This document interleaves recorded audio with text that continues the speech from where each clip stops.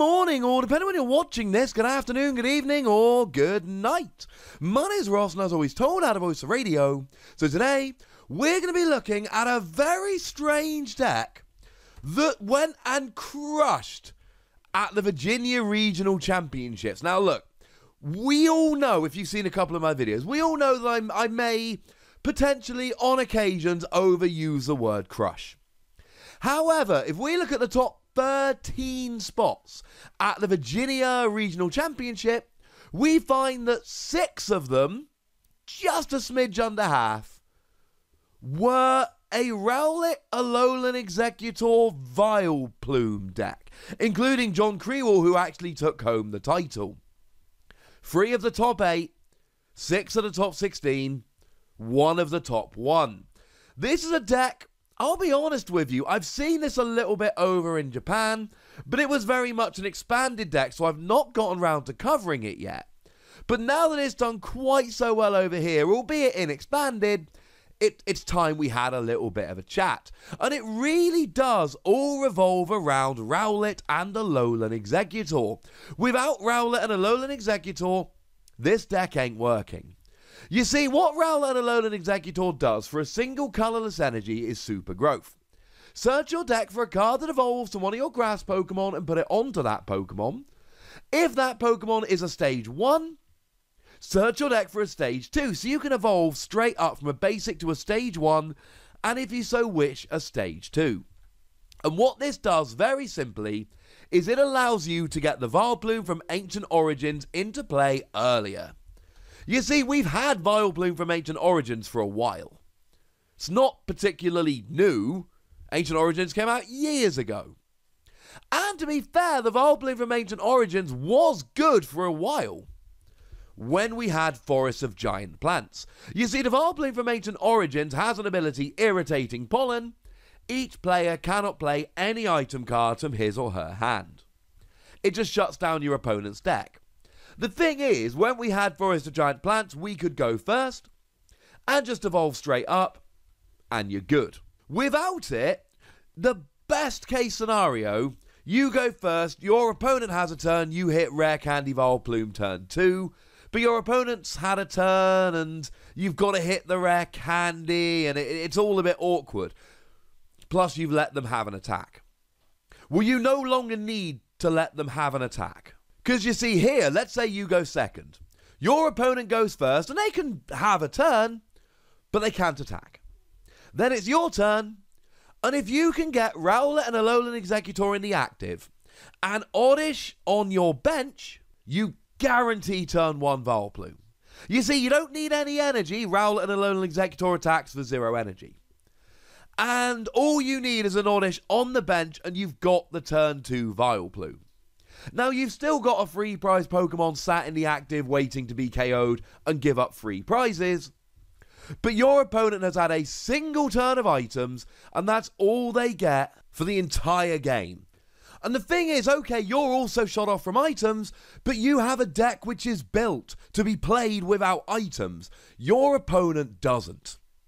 Now, there is actually another Vileplume here. We see Vileplume from Burning Shadows. You see, Vileplume from Burning Shadows is what really turns this into potentially the most annoying deck you've ever seen. Because the Vileplume from Burning Shadows has an ability whereby, as long as it's active, your opponent's basic Pokemon cannot attack. And we've got a heavily basic format at the moment. Less so in expanded, admittedly. But you've now got an opponent who can't play trainers or item cards and cannot attack with basic Pokemon, and at that stage you're looking pretty good. But that's not all the blocking we have here. We also see Shuckle GX. Now, Shuckle GX is a great little card. It's got an ability which says that your opponent's Pokemon cannot do anything to it in terms of damage. They can do anything else but not damage if they've got 2 or fewer energy attached. And the thing is, it is really hard to find all your energy, attach all your energy, etc. when you're item locked. So that's going to make this way easier for you to actually get a lot of mileage out of Shuckle. Now, there are a couple of other Pokemon, but it's just a 1-1 Pidgeotto line. Gives you a little bit of consistency, especially important when you are voluntarily item locking yourself. And kind of a one last hurrah for the Marshadow from Shining Legends, soon to be banned. Here for the moment. When you play it, to the bench, both players shuffle up and draw 4 cards. Really good. If you can do this as you're setting the Vileplume lock, and then putting a Vileplume or a Shuckle active, there's going to be a lot of times you just lock your opponent out of the game. Now, in terms of the trainer cards here, we actually see a full 4 copies of Steven's Resolve. And Steven's Resolve is very important here. You search your deck for 3 cards, put them into your hand, your turn ends. If you're going second, you ain't using this unless you have to. If you're going second, you want that turn 1 Rowlet and Alolan Exeggutor. But if you're going first, using Steven's Resolve to make sure you've got what you need turn 2, brilliant. Love it. 4 copies of AZ here. AZ is brilliant.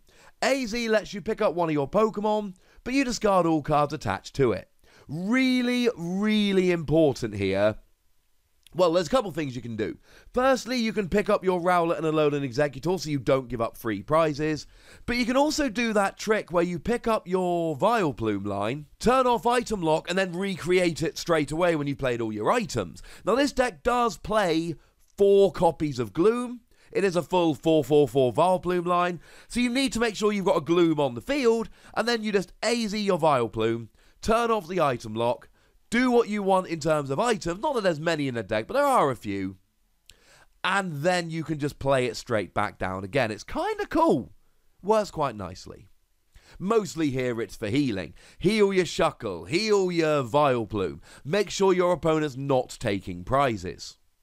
We've got then 4 copies of Faber. Most decks don't play Faber. This deck does. It discards tools, special energy, and stadium cards. Great energy denial, quite frankly. It's also quite good for getting rid of tools and stuff like that. 3 copies of Bridget. Bridget gets your basics out you need to set up here. That's fairly important. And 3 copies of Pokemon Fan Club because you need to get your basics here and get set up. That's kind of important. Bridget lets you get 1 EX or any free basic Pokemon, put them straight onto your bench. Whereas Fan Club allows you to put the Pokemon directly into your hand. So if you've got something like Marshadow you can't really get with Bridget because you lose the ability. Whereas with Fan Club you keep the ability and that's pretty good. Guzma is the gusting of choice here. It also acts as a switch, and like I've said, you need your Rowlet and Alolan Exeggutor out of the active, so it's got to be the option here. And as well as Steven's Resolve, we actually have 1 copy of Steven. Search your deck for a supporter card and a basic energy, reveal them and put them into your hand. If all you need is energy to be attacking, then this can get you your energy and an AZ to heal up next turn, or indeed any of your other supporters. It's very cool. There is a copy of Professor Sycamore just to give you 1 aggressive draw supporter. You need a few here and there, right? You need the option to just be able to draw a bunch of cards, and that's what it does for you. 1 copy of Brock's Grit to recover your Pokemon. You aren't playing stuff like Rescue Stretcher here because you're item locking everyone. So this is fairly important. And then 4 copies of Pokegear. We're seeing here that we're actually playing quite a few different kinds of supporters. This will help you find whichever one you want, as will Steven. Sometimes you need an AZ, sometimes you need a Faber, sometimes you need a Guzma. This is really good for getting the right one at the right time. 4 copies of Power Plant. Now, Power Plant's a weird one here. It turns off EX and GX abilities.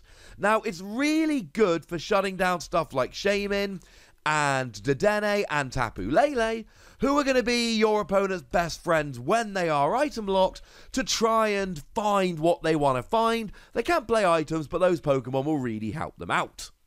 As well as stuff like Zoroark, which is still huge and expanded, and a whole bunch of other stuff. But it also turns off your Shuckle GX. So you need to be very careful in any matchup where you're really relying on Shuckle.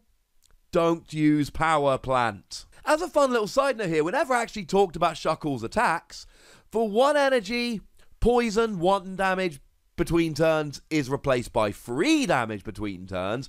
And of course, your opponent is item locked, so they're probably not going to be able to get out the active so well. And Wrap GX does 40 damage plus paralysis, and again, if your opponent's item locked, that paralysis will mean so much more. Yeah, sure, it's not a great GX attack as far as things go, but it's that or Rowlet and Alolan Exeggutor, which means you've got to have 6 grass energy on.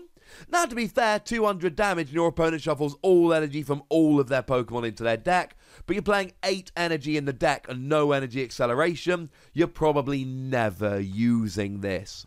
And of course, our ace spec of choice here is Computer Search. This is a deck that relies on getting set up and then just locking your opponent out the game. There's nothing they can do. Any deck that really needs to get set up really needs to play Computer Search. So there we go, ladies and gentlemen. Congratulations to John Kriewall, who did get first place with the list we've looked at. But let's not forget that Michael Zeal got 7th, and Ian Robb got 8th, and Andrew Mahone got 10th. Michael McCutcheon got 12th. Benjamin Branch got 13th. Brady Botner got 21st.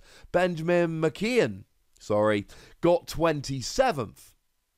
Andrew Buckner got 39th.